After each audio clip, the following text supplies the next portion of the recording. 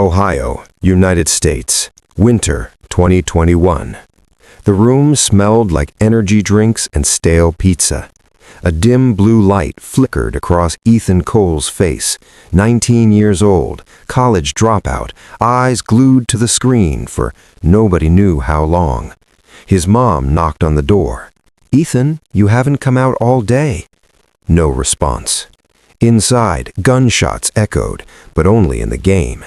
Ethan whispered under his breath, come on, just one more kill." His fingers moved fast, almost robotic. On screen, chaos.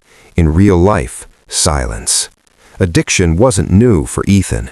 At first, it was just normal gaming, then online shooters, then 10 hours a day, then 16, then no sleep. His friend Jake had tried to talk to him weeks ago. "Dude, this ain't healthy anymore."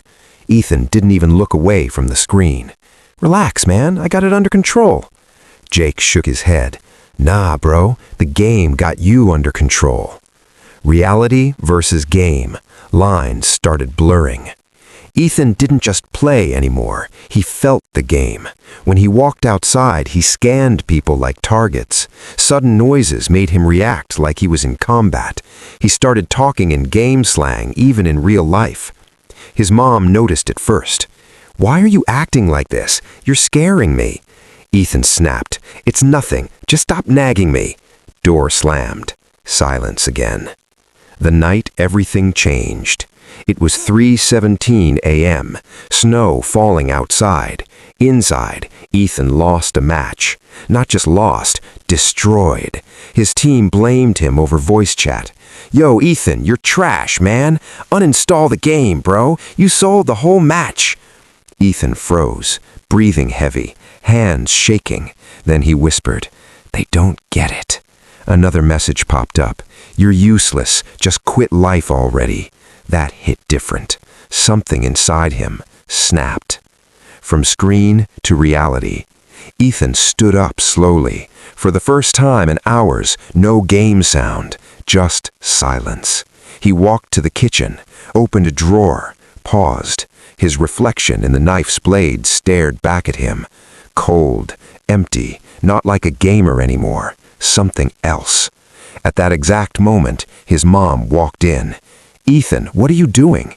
He turned.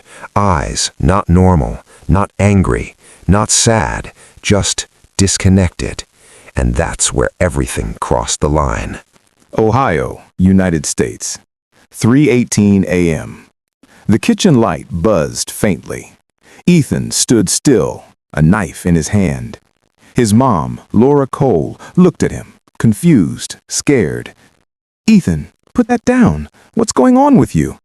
He didn't answer right away. His breathing was uneven, fast, like he was still inside the game. Something was off. Laura stepped closer, slowly. "Hey, talk to me. You're not making any sense lately." Ethan finally spoke, but his voice was low, distant. "They keep talking. They don't stop." "Who?" she asked softly. "Them, the voices, the players." Laura's face dropped. "Ethan, that's just a game. It's not real." That word, not real, triggered him. Snap. Ethan's grip tightened on the knife. "It is real. You don't get it." His voice suddenly louder, sharper, almost aggressive. Laura stepped back. Okay, calm down. Just put the knife down first." But Ethan wasn't hearing her anymore. In his head, the insults echoed. "You're useless. You sold the match. Quit life." The voices overlapped, faster, louder. The moment that changed everything.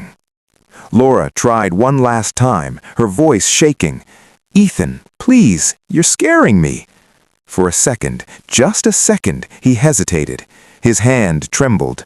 Reality almost came back. Almost. Then, suddenly, Laura reached out to grab his arm, quick, instinctive, but to Ethan, it felt like an attack. "Don't touch me," he shouted. What happened next wasn't planned, wasn't logical, wasn't even fully understood later. Silence. The house went quiet. Too quiet. Ethan stood frozen. The knife dropped from his hand, clattered on the floor. His breathing slowed, and slowly, reality came back. What had he done? He looked down, his eyes widened. "Mom?" No response. He stepped back, shaking.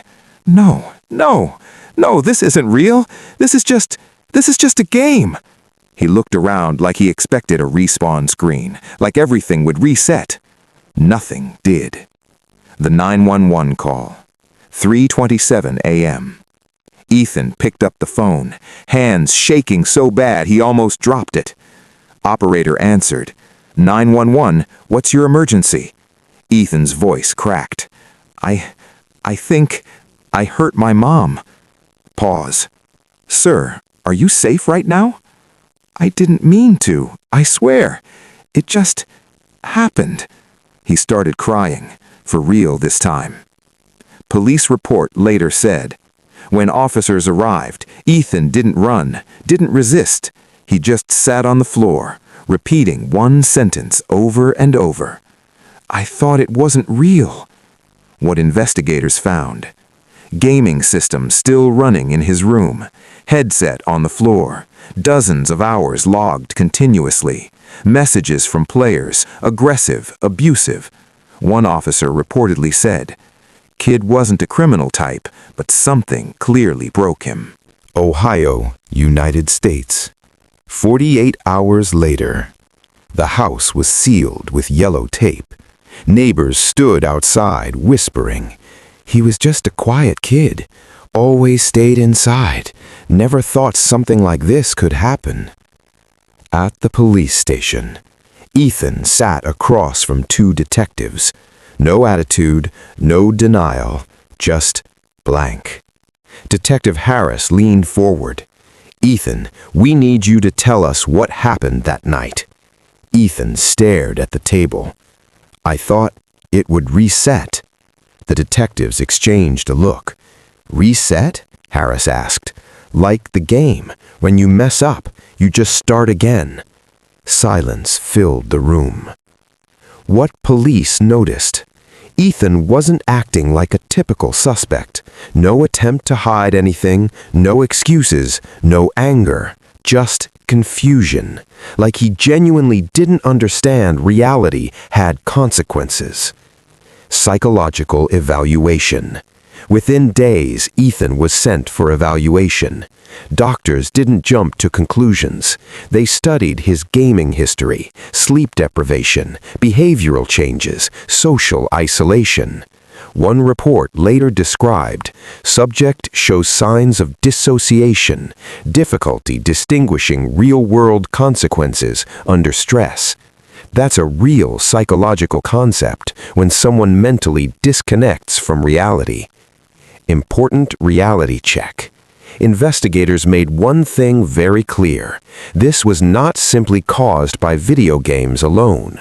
They pointed to multiple factors: extreme addiction, 16+ hours daily, lack of sleep, social withdrawal, emotional instability, exposure to constant verbal abuse online.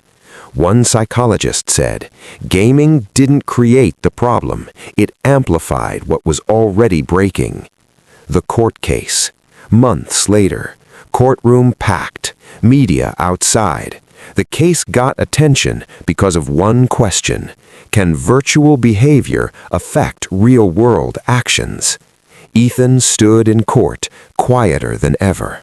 When asked if he understood what happened, he said, I do now. I didn't then. Prosecution argument. The prosecutor kept it simple. Regardless of his habits or mental state, a life was lost. Actions have consequences. They pushed for accountability. Defense argument. Ethan's lawyer focused on his mental condition. This wasn't planned. This wasn't hatred. This was a psychological collapse. They highlighted his lack of criminal history, his mental state at the time, expert testimony on dissociation. The hard truth. Experts in court agreed on one thing: violent video games alone do not turn someone into a criminal, but, in extreme cases, combined with mental health issues and isolation, they can distort perception and reactions. Judge's words. During sentencing, the judge said, "This case is a tragedy on every level, a family destroyed, not by intent, but by a failure to recognize a breaking mind." Ethan's reaction. No dramatic outburst, no anger. He just nodded slowly, like he finally understood something too late. Ohio, United States. 1 year later. The courtroom was quieter this time. No media chaos. No loud whispers. Just a heavy silence. The final judgment. The judge looked directly at Ethan. This court recognizes that this was not a premeditated act, but it was still a loss of life caused by your actions.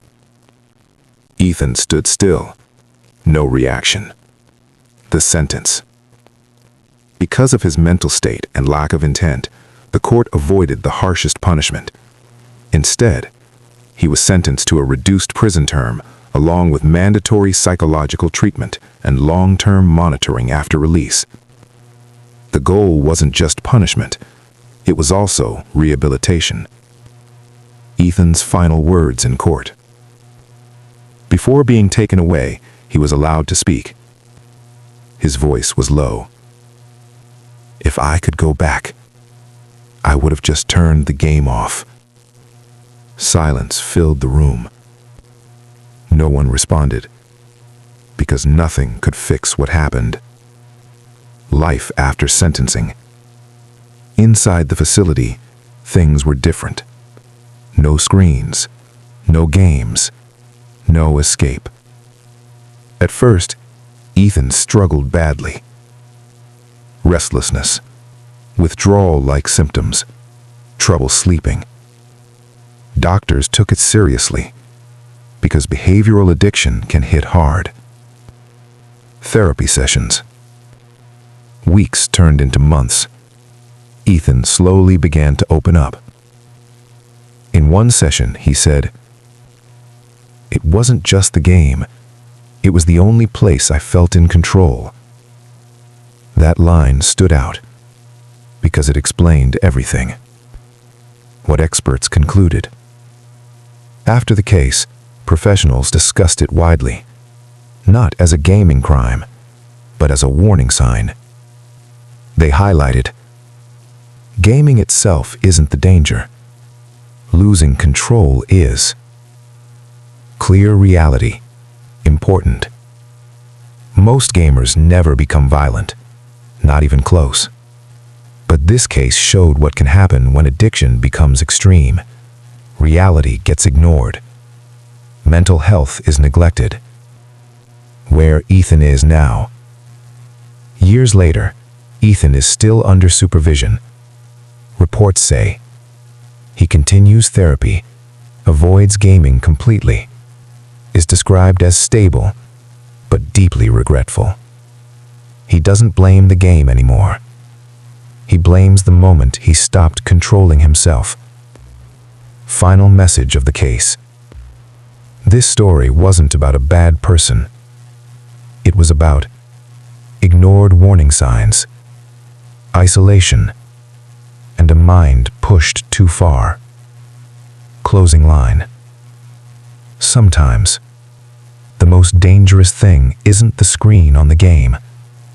It's forgetting where the screen ends and real life begins.